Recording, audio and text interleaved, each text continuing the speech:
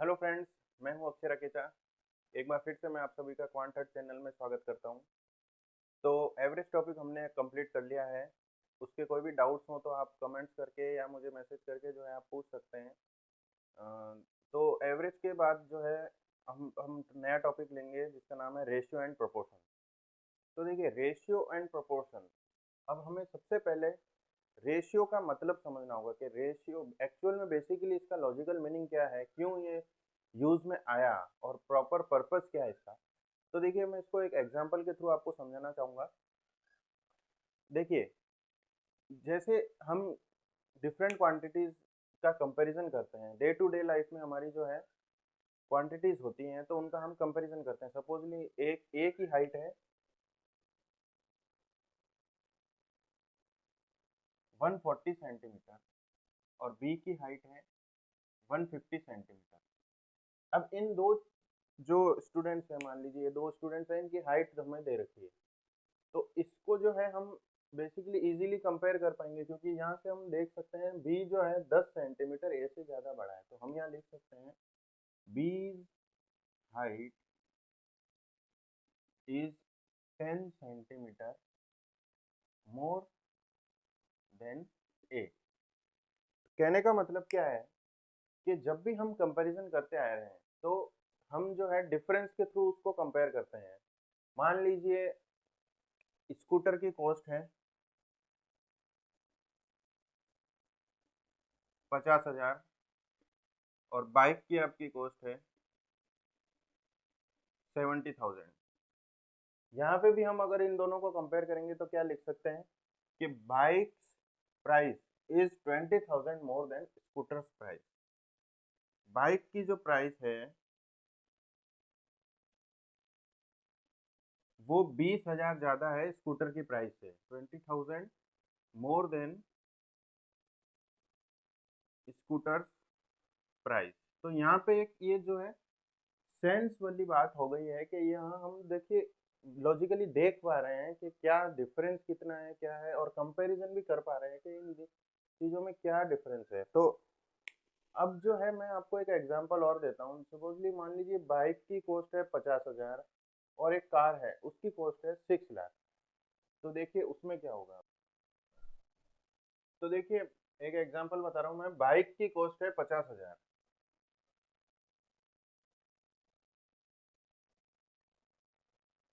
और कार की जो कॉस्ट है वो है 6 लाख। ये रुपीज में है, ठीक है। तो अब आप यहाँ पे डिफरेंस लीजिए। तो डिफरेंस लोगे तो आप क्या बोलोगे कि कार की कॉस्ट है जो 5,50,000 रुपये ज्यादा है। तो यहाँ पे ये एक बेटर सेंस नहीं दे पा रहा है, यानी कि आपको फीलिंग नहीं आ रही है। ये बहुत ज्यादा डिफरेंस हो गया है। तो आप देखिए इन दोनों को एक बार डिवाइड कीजिए। 6 लाख को 50,000 से डिवाइड कीजिए। ये है कार की कॉस्ट और ये है बाइक की कॉस्ट।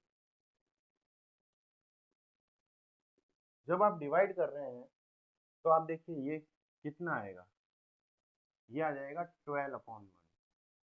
तो यहाँ से हम एक बेटर सेंस ले सकते हैं, बेटर फीलिंग ले सकते हैं कि जो कार की कॉस्ट है वो 12 टाइम्स है बाइक की कॉस्ट के। यहाँ से हम एक जो कंक्लूजन हम क्या ड्रॉ कर सकते हैं कि कार कॉस्ट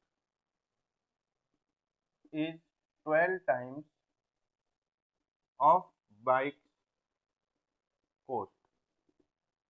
यानी कि अब मैं जो है आपको रेशियो की प्रॉपर डेफिनेशन बताता हूँ। यहाँ पे ही रेशियो हमारा काम आ रहा है। रेशियो का मतलब क्या होता है, when we compare two quantities by division then it is called as ratio। comparison of two quantities of same unit, ये भी बहुत ज़्यादा ज़रूरी है, क्योंकि हम जो है जब भी रेशियो की बात करेंगे तो उसकी यूनिट हमेशा सेम होगी। डिफरेंट यूनिट्स को आप कंपेयर नहीं कर सकते हो। तो comparison of two quantities of same unit by division it is called as ratio. तो अभी मैं आपको डेफिनेशन लिख के बताता हूँ। तो रेशियो की आपकी डेफिनेशन क्या हो जाएगी, comparison of two quantities, comparison of two quantities of same unit। Unit same होनी चाहिए। एक एग्जांपल देके अभी समझाऊंगा मैं यूनिट का मतलब क्या है। Same unit by division is called as ratio. अब रेशियो को आप एक्सप्रेस कैसे करते हो, होता क्या है ये बेसिकली देखिए। अभी हमने पढ़ा कार्स कोस्ट और बाइक कोस्ट का जो है, जब हमने डिवाइड किया तो आपके पास आ गया 12, नीचे डिवाइड में 1 है। तो रेशियो को जो एक्सप्रेस है, सिंबल ऑफ रेशियो क्या होता है, सिंबल ऑफ रेशियो जो होता है वो ये होता है, दो क्वांटिटीज अगर डिवाइड में दे रखी है तो हम उसको रेशियो के थ्रू ऐसे एक्सप्रेस करते हैं। यहाँ हो जाएगा ये 12:1। ये शो कर रहा है कि कार की कॉस्ट अगर 12 है तो बाइक की कॉस्ट 1 है, यानी कि कार्स की कॉस्ट 12 मल्टीपल्स ऑफ बाइक की कॉस्ट है। तो अगर बाइक अगर 1 रुपए की है तो कार 12 रुपए की है, अगर बाइक 50,000 की है तो कार 6 लाख की है, तो वो 12 गुना ज़्यादा है। How many times? तो रेशियो ये आपको एक्सप्रेस कर रहा है। तो देखिए ये सिंबल होता है रेशियो का। एक जो है मस्ट इसमें जो चीज़ होती है वो यह होती है कि for ratio two quantities must be in same unit, उनकी यूनिट सेम होनी चाहिए। अब यूनिट से मतलब क्या हो जाएगा यहाँ पे, देखिए आप कभी भी दो क्वांटिटीज का अगर कंपैरिजन कर रहे हो तो आप ऐसे नहीं कर सकते कि 12 kg, मान लीजिए 12 kg मैंगोज हैं, 12 kg आम है, और आप उसको कंपेयर कर रहे हो किसी की हाइट से, अभय की हाइट से। मान लीजिए 12 kg आम को आप कंपेयर कर रहे हो 140 सेंटीमीटर, तो ये चीज़ आप नहीं कर सकते क्योंकि इसमें यूनिट्स डिफरेंट है। तो आप हमेशा सेम यूनिट की क्वांटिटीज को ही कंपेयर कर सकते हो। तो वहाँ पे जो है रेशियो आपका पिक्चर में आ जाता है। सिंबल ऑफ रेशियो ये होता है। और आपने देख लिया है कि ये जो है, अब कोई भी दो क्वांटिटीज है, मान लीजिए ए और बी, तो इन दोनों का रेशियो जो है मैं कैसे एक्सप्रेस करूंगा, रेशियो हो जाएगा इनका A/B, और रेशियो निकलेगा कैसे, A/B, यानी कि A/B को मैं A/B लिख सकता हूँ। ये दोनों इक्विवेलेंट है। रेशियो की फॉर्म में हम ऐसे लिखते हैं, रेशियो का सिंबल ये होता है, और डिवाइड करके हम जो है उसकी जो है लीस्ट वैल्यू, लीस्ट मल्टीपल उसका निकाल लेते हैं। तो आगे हम पढ़ते हैं, अब क्या देखिए। तो देखिए रेशियो की डेफिनेशन हमने समझ ली। अब ये कुछ पॉइंट्स लिखे हैं मैंने, जैसे रेशियो ऑफ टू क्वांटिटीज, ए और बी का जो दो क्वांटिटी अगर दे रखी है तो उसका रेशियो आप एक्सप्रेस ऐसे करते हो A/B। एक्चुअल में आप इसको डिवाइड करते हो और रेशियो को एक्सप्रेस आप ऐसे करते हो A/B की फॉर्म में। We can't compare two quantities of different units. आप कभी भी अगर दो क्वांटिटीज आपको दे रखी है लेकिन उसकी यूनिट्स अगर डिफरेंट है तो आप वहाँ पे रेशियो नहीं निकाल सकते। रेशियो के लिए क्वांटिटीज का सेम यूनिट में होना जरूरी है। फॉर एग्जाम्पल एक क्वेश्चन मैं आपके पास लेता हूँ, फाइंड रेशियो ऑफ 80 पैसे टू रुपीज 800। अब देखिए आपको यहाँ पे क्या दे रखा है कि एक क्वांटिटी तो है 80 पैसे, ए मान लीजिए 80 पैसे है, और बी के पास मान लीजिए 800 रुपीज है।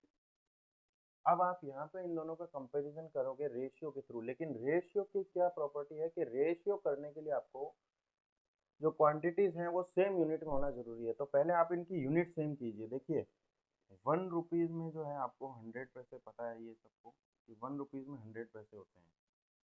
तो बी की जो है इसको पहले हम पैसे की फॉर्म में कन्वर्ट करेंगे। तो बी को मैं क्या लिख सकता हूँ, 800 इंटू 100 पैसे। या तो हम इसको पैसे में कन्वर्ट कर ले या इसको रुपीज में कन्वर्ट कर ले। इसको रुपीज में कन्वर्ट करते तो हम 100 से डिवाइड करते, तो मैंने ऐसे कर दिया इसको इस बार। तो बी क्या आ गया, ये इतने पैसे हो गए बी के पास। अब हम जब रेशियो करेंगे यानी कि A/B करेंगे तो आपके पास आ जाएगा 80/80,000, ये 0 से 0 कट जाएगा, 8 से कटेगा, ये हो जाएगा 1000। तो 1/1000 ये पैसा पैसा कट जाएगा। तो A/B मैं यहाँ लिख सकता हूँ A1/1000। तो ये कंपैरिजन का बेसिकली तरीका होता है कि आपको यूनिट सेम रखनी है। अब एक और चीज़ यहाँ से मैं डिस्क्राइब कर सकता हूँ कि रेशियो जो होता है वो होता है यूनिटलेस आपका। यहाँ से आपको ये भी पता चल जाएगा कि ratio is unitless.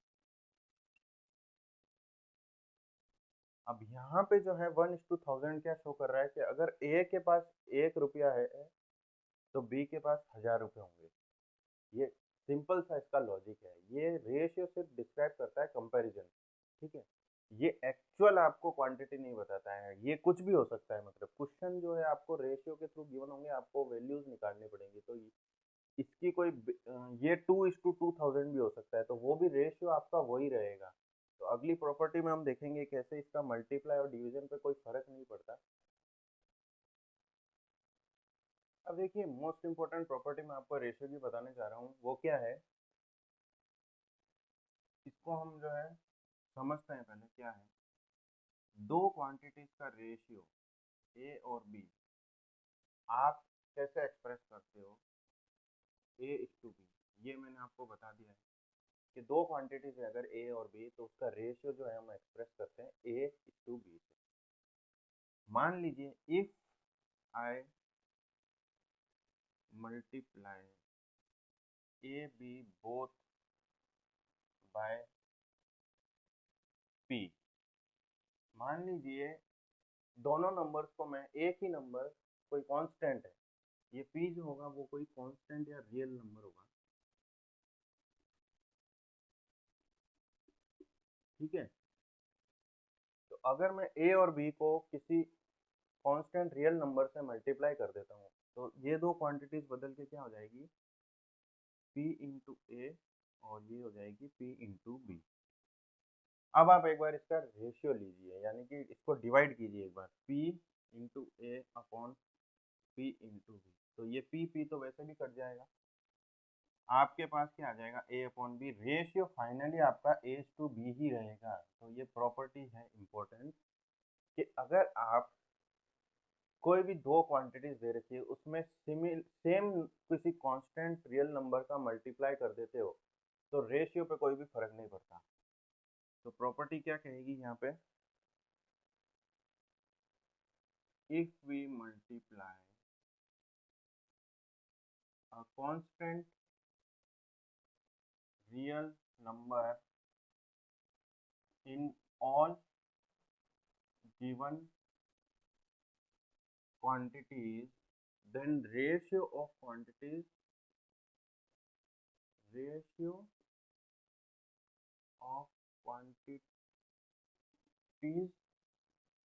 will be same। कहने का मतलब क्या है कि आपका रेशियो पे कोई भी फर्क नहीं पड़ेगा। सिमिलर केस है डिवीजन के केस में।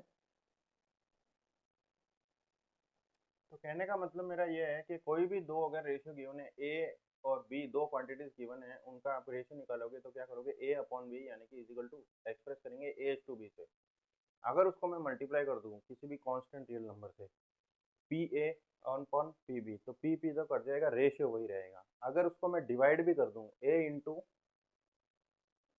1/P और बी इंटू 1/P, तो भी इसका रेशियो जो है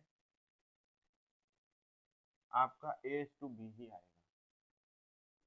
तो यानी कि चाहे मल्टीप्लाई कर रहा हूँ चाहे डिवाइड कर रहा हूँ, रेशियो आपका चेंज नहीं होगा, रेशियो वही रहेगा। तो अब जो है हम काइंड्स ऑफ रेशियो देखते हैं, यानी कि रेशियो के टाइप्स क्या क्या होते हैं उसको एक बार समझ लेते हैं, फिर मैं आपको सिर्फ एग्जाम से रिलेटेड जो है क्वेश्चंस करवाऊंगा और उसके थ्रू सब चीज़ें हमें समझ में आ जाएगी। तो देखिए, पहला जो टाइप होता है रेशियो का वो होता है कंपाउंड रेशियो। कंपाउंड रेशियो को आप कैसे निकालते हैं, इसमें क्या होता है कि आपको मान लीजिए दो रेशियो गिवन है, A/B पहला रेशियो गिवन है, A/B दूसरा रेशियो गिवन है, C/D। तो कंपाउंड रेशियो यहाँ पे क्या हो जाएगा, आप जो है न्यूमरेटर टू न्यूमरेटर आप इसको मल्टीप्लाई कर देंगे और डिनोमिनेटर डिनोमिनेटर को आप मल्टीप्लाई कर देंगे और इनका रेशियो ले लेंगे, यानी कि कंपाउंड रेशियो इन दोनों का क्या हो जाएगा, कंपाउंड रेशियो हो जाएगा AC/BD। ये मल्टीप्लाई हो गए।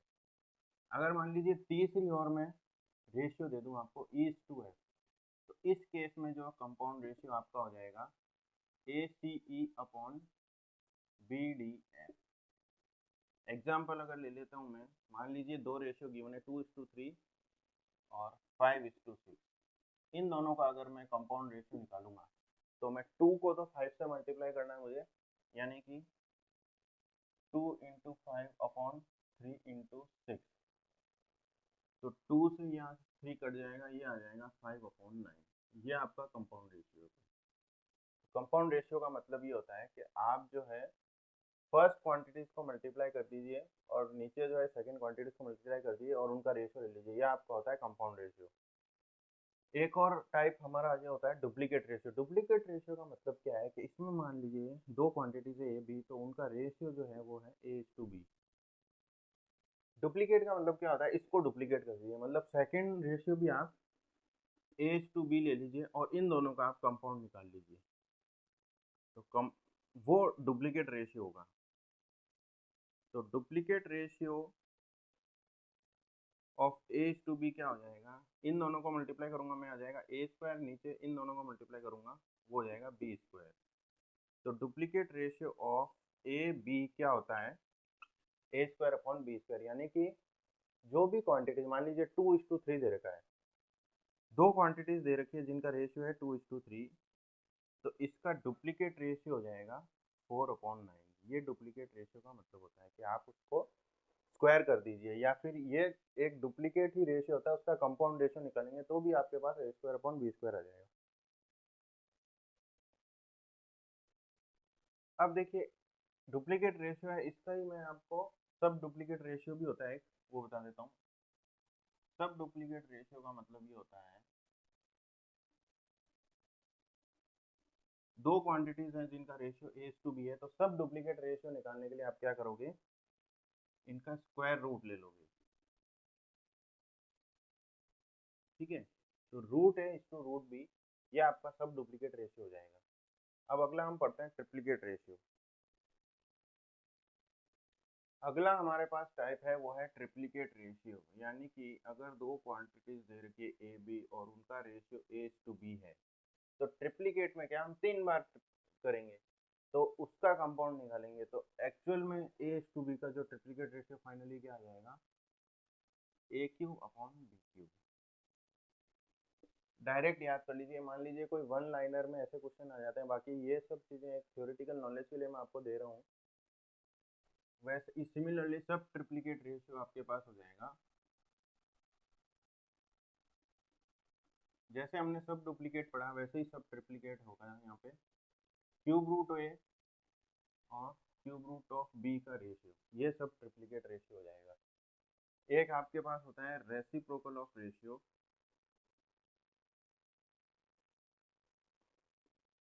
इसको भी हम समझ लेते हैं ये क्या होता है।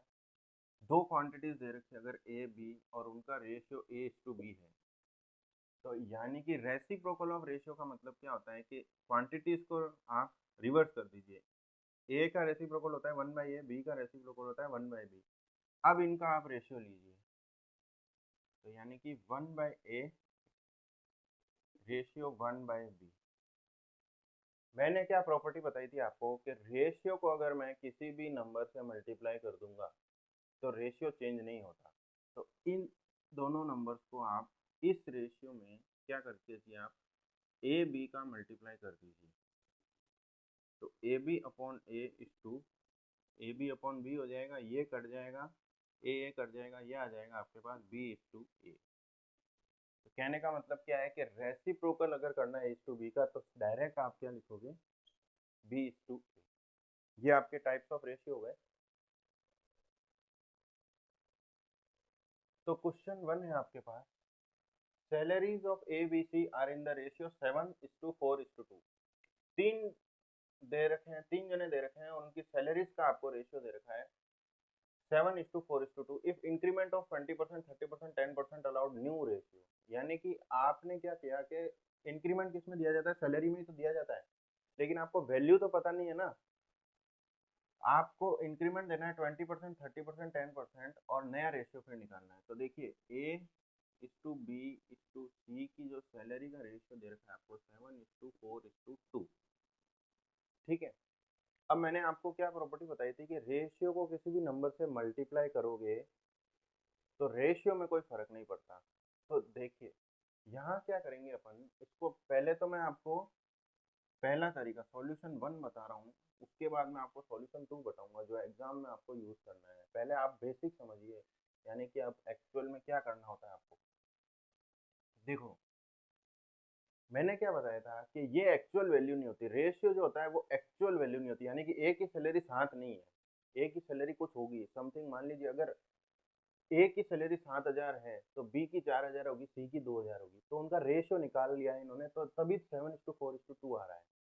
यानी कि रेशियो के अंदर क्या करते हैं अपन, रेशियो में तो आपके पास जो है रेशियो गिवन है, डिवीजन कंपैरिजन कर रखा है, इसलिए ये रेशियो आ गया है। लेकिन एक्चुअल में क्या सैलरी है वो अपन को पता नहीं है, तो अपन मान लेंगे लेट, मान कैसे लेंगे कि इन सब में एक कांस्टेंट का मल्टीप्लाई करके उसको मान लेंगे। ए ए की सैलरी आप मान लीजिए 7x, क्यों, इसमें मैंने x का मल्टीप्लाई कर दिया तो इसमें भी x का हो जाएगा, इसमें भी x का हो जाएगा, तो b की सैलरी 4x हो जाएगी, c की सैलरी 2x हो जाएगी। ये मैंने मान लिया है, ठीक है ना, सॉल्व करने के लिए।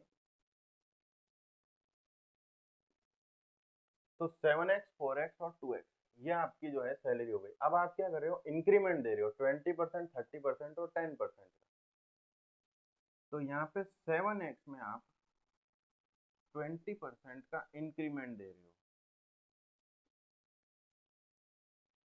जब भी इंक्रीमेंट की बात होगी तो आपको क्या करना है, 7x इंटू 120/100।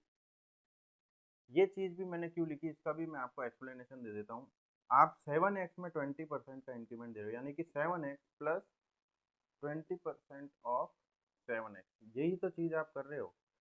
ए की सैलरी थी 7x, आप उसमें 20% उसी की सैलरी का और जोड़ रहे हो, वही तो ये कह रहा है कि 20% इंक्रीमेंट दे रहे हो। तो यहाँ से क्या हो जाता है, ये 7x कॉमन आ जाता है, ये हो जाता है 1 प्लस 20%। 1 को मैं लिख सकता हूँ 100%, 100% का मतलब क्या होता है 100/100, तो वो 1 ही आता है, इसलिए ये 120% हो गया, इसलिए इसको 120/100, ये डायरेक्ट तरीका है। अगर आपको इंक्रीमेंट की बात करी गई है तो आप सीधा 120/100 कर देना, तो एक ही जो इंक्रीमेंट वाली सैलरी आपके पास आ जाएगी। तो यहाँ पे क्या करना पड़ेगा, ये कट जाएगा, 12 से 84, 8.4x आ जाएगा आपके पास। ठीक है। सिमिलरली 20 में जो सैलरी में है उसमें कितना इंक्रीमेंट लिख रहा है 30%, तो 4x में यहाँ पे 30% इंक्रीमेंट लग रहा है, तो यहाँ पे आ जाएगा 4x इंटू 130/100, तो ये हो जाएगा 52x/10, 5.2x। ठीक है। सी की नई सैलरी कितनी हो जाएगी, एक मिनट, सी की नई सैलरी कितनी हो जाएगी 2x, और इंक्रीमेंट आप दे रहे हो 10% का, 2x इंटू 110/100, तो ये हो जाएगा 22/10, 2.2x। ठीक है। अब इन तीनों का आप रेशियो निकालना है आपको, तो रेशियो कैसे निकालोगे, 8.4x is to 5.2x is to 2.2x, ये बढ़ने के बाद जो है आपका रेशियो आएगा। तो देखिए रेशियो में किसी भी नंबर का मल्टीप्लाई करने पे उसमें कोई फर्क नहीं पड़ता, ये हमने प्रॉपर्टी पढ़ रखी है, तो वही हम करेंगे। इन सब में 10 का मल्टीप्लाई कर दीजिए तो ये पॉइंट आपके हट जाएंगे, ये 84 हो जाएगा, ये 52 हो जाएगा और ये 22 हो जाएगा। अब इसको आप किससे काट सकते हैं, 2 से काटिए, 42x is two 26x is two 11x, x आपका हट जाएगा, x से आप डिवाइड कर रहे हैं कहने का मतलब, तो रेशियो आ जाएगा आपके पास फाइनली, ये आपका फाइनल आंसर है कि जो इंक्रीमेंट के बाद ABC का जो रेशियो होगा वो ये आ जाएगा आपके पास। तो ये आपने बेसिक मेथड से सॉल्व किया, जैसा कि अपन जो है एक पूरा लेंदी अपन ने सॉल्यूशन किया है, लेकिन ऐसे एग्जाम के लिए आपको एक दूसरा और मैं मेथड बता देता हूँ ताकि जो है स्पीड आपकी बनी रहेगी। तो एग्जाम में देखिए आप लोगों को कैसे इसको सॉल्व करना है। ABC का रेशियो गिवन है 7:4:2।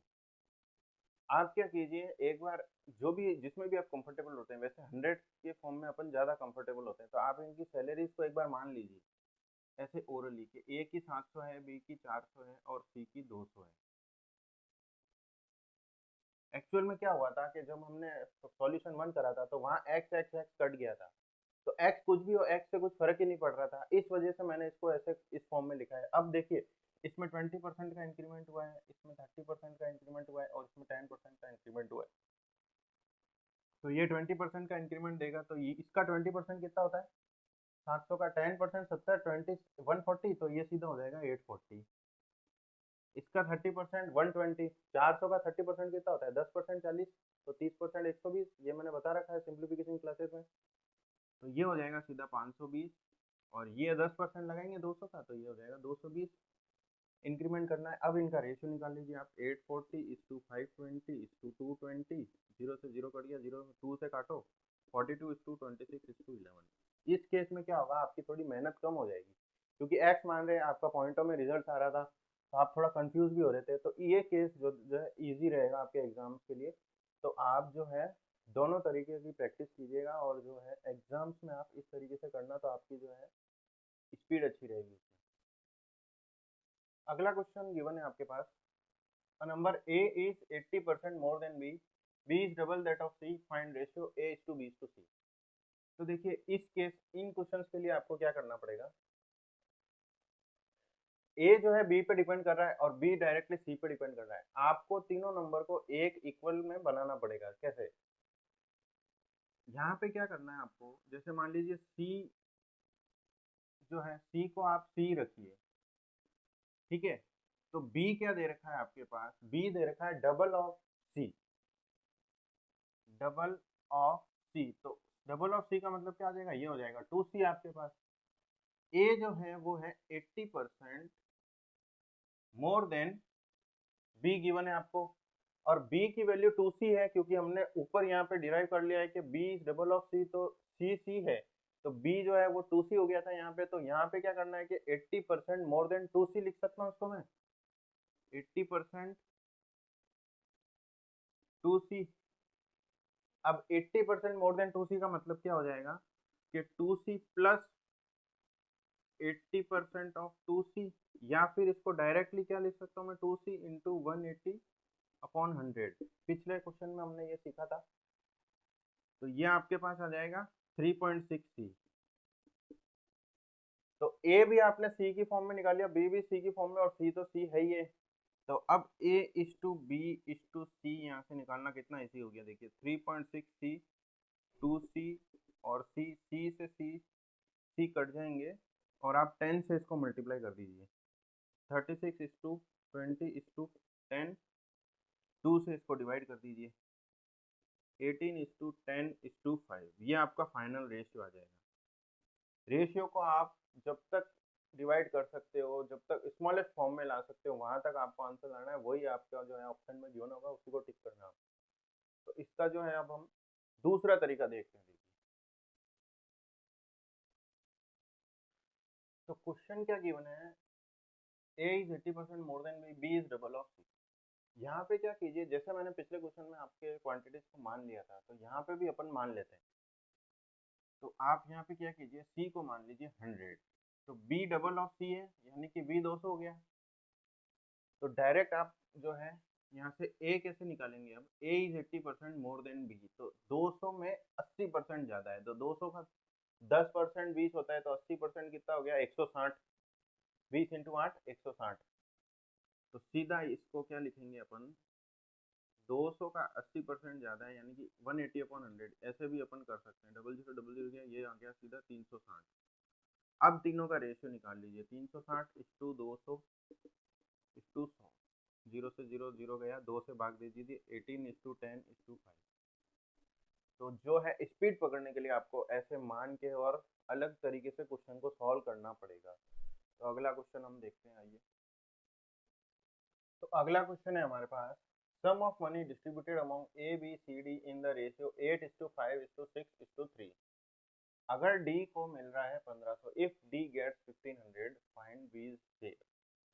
तो देखिए रेशियो में जो है एक और चीज जो है मेरे को बतानी रह गई थी कि पार्ट 1 यानी कि 1 जो है रेशियो में, जैसे ये सब रेशियो दे रखे हैं तो इसका 1 की वैल्यू कितनी होती है वो भी समझना ज़्यादा जरूरी है। उसके थ्रू आप जो है इस क्वेश्चन को इजीली सॉल्व कर पाओगे। पहले जो है मैं आपको लॉजिकल तरीके से बता देता हूँ ताकि इजी रहेगा आपके लिए सॉल्व करना। तो पहले हम जो है सॉल्यूशन 1 देख लेते हैं एक बार। मान लीजिए कि ए को कितना मिला, ए को मिला 8x, तो बी को मिलेगा 5x, सी को मिलेगा 6x और डी को मिलेगा 3x। ये सब इनको मिला मान लीजिए। तो डी की आपको वैल्यू दे रखी है यानी कि 3x जो दे रखा है वो दे रखा है आपको 1500। तो x की वैल्यू कितनी हो गई, 500। अब ये 20 शेयर पूछ रहा है तो आप यहाँ सीधा क्या कीजिए, 5 × 500, x की वैल्यू पुट कर दी तो b का शेयर निकल जाएगा मेरे पास, ये आ जाएगा 2500। ये बेसिक तरीका हो गया सॉल्व करने का। हमें कुछ भी नहीं आता तो हम इस तरीके से तो करेंगे ही, लेकिन इस क्वेश्चन को आप डायरेक्टली कर सकते थे। कैसे, देखिए रेशियोज के जो भी क्वेश्चन दे रखे होते हैं उसमें 1 का मतलब आपको समझना ज्यादा जरूरी है। देखिए यहाँ पे क्या दे रखा है, ये ए, ये बी, ये सी और ये डी, इन चारों के रेशियो में दे रखा है। तो डी का जो पार्ट है वो 3 है, कहने का मतलब। तो यहाँ पे डी की वैल्यू आपको 1500 दे रखी है, यानी कि ये जो 3 है उसकी वैल्यू 1500 है। तो 1 पार्ट, ये पार्ट हो गया है एक तरीके से। 1 पार्ट की वैल्यू जो है वो आ गई 500, ये 3 डिवाइड में आ जाएगा। मतलब एक 500 है, दूसरा भी 500 है, तीसरा भी 500 है, ऐसे 3 पार्ट हो गए तो वो मिलके 1500 हो गए। तो एक पार्ट की वैल्यू 500 हो गई। तो बी जो है 5 पार्ट ही तो है, बी के पास 5 पार्ट है। तो 500 × 5 सीधा 20 का आपको शेयर मिल जाएगा। कितना हो जाएगा ये, 2500। तो इसमें फालतू अपन वो जो है एक्स में उलझेंगे और करेंगे, डायरेक्टली आप सॉल्व कर पा रहे हैं तो इस तरीके से आप कर सकते हैं। ठीक है, तो अगला क्वेश्चन हम देखते हैं। तो क्वेश्चन क्या गिवन है आपके पास, सम ऑफ 4 नंबर्स इज 264। चारों नंबर का आपको रेशियो गिवन है। तो ये पूछ रहा है कि फाइंड ऑल द नंबर्स। तो देखिए इस क्वेश्चन को जो है हम दोनों तरीके से करेंगे, एक्स मान के और पार्ट 1 जो मैंने आपको बताया था कि एक पार्ट की वैल्यू कितनी हो जाएगी। तो वहां पे तो डी की वैल्यू 1500 दे रखी थी, डी का 3 पार्ट था तो डायरेक्टली हमने निकाल लिया। यहाँ पे सम ऑफ 4 नंबर्स दे रखा है। तो देखिए पहले तो सॉल्यूशन 1 में आपको बता देता हूँ। तो लेट नंबर्स जो हैं वो ले लीजिए आप, 11x, 8x, 2x और 3x। अब सम ऑफ नंबर 4 नंबर्स दे रखा है यानी कि इन सबका सम कर दीजिए आप। 11x + 8x + 2x + 3x, ये कितना आ गया, 264। कितना हो जाएगा, 19 और 5, 24x हो जाएगा ये। तो x की वैल्यू आ जाएगी यहाँ से 11। 264 में 24 का भाग दोगे, 24 एकम 24 और 24 एकम 24, तो 11 आ जाएगा ये। तो आपसे पूछा गया है सारे नंबर, तो x को 11 यहाँ पुट कर देंगे, ये हो जाएगा 121, ये हो जाएगा 88, ये हो जाएगा 22, ये हो जाएगा 33। ये सारे आपके नंबर हो जाएंगे। सेकंड नंबर पूछा है तो आंसर हो जाएगा 88। अब देखिए इसको आप लिखो, इससे बढ़िया आप इसको डायरेक्टली कर लो। देखिए रेशियो आपको, सम ऑफ नंबर्स आपको 264 गिवन है, रेशियो ऑफ नंबर है 11:8:2:3। यहाँ भी हम यही कर रहे हैं, एक्स माना तो फाइनली हम यही कर रहे हैं, इनको ऐड ही तो कर रहे हैं। तो यहाँ पे जो है सम दे रखा है और यहाँ पे रेशियो सबके गिवन है। तो अगर मैं इसका इन सब का सम निकाल लूँ फिर इसको डिवाइड कर दूँ तो 1 पार्ट आ जाएगा रेशियो का। तो इन सब का आप क्या कीजिए, सम कर लीजिए। सम आ जाएगा 11 और 8 19 और 5 24। तो 1 पार्ट कितना हो जाएगा, 264/24, ये हो जाएगा 1 पार्ट 11। अब कोई भी नंबर आपको पूछा है तो उसको यहाँ पे 11 से मल्टीप्लाई कीजिए, क्योंकि 1 पार्ट आपको 11 मिल गया है, तो मान लीजिए सेकंड नंबर पूछा है, तो सेकंड नंबर हो जाएगा 8 इंटू 11, वो हो जाएगा 88। फर्स्ट नंबर क्या हो जाएगा आपके पास 121, 11 को 11 से मल्टीप्लाई कर दीजिए। थर्ड नंबर आपके पास हो जाएगा 2 इंटू 11, फोर्थ नंबर 3 इंटू 11। इस तरीके से जो है आप क्वेश्चन को सॉल्व कर सकते हैं। तो फ्रेंड्स, जो है हमने क्लास 1 ऑफ रेशियो में हमने बेसिक्स पढ़ लिए हैं, थ्योरेटिकल पोर्शन भी पढ़ा और कुछ बेसिक्स क्वेश्चन मैंने आपको बताए। तो एग्जाम में किस तरीके के क्वेश्चन पूछे जाते हैं, अब हम जो है अगली क्लासेस से आपके क्वेश्चंस ही प्रैक्टिस करेंगे और उसके थ्रू जो है कंसेप्ट डिराइव करते रहेंगे। तो आज के लिए सिर्फ इतना ही। Okay, good luck.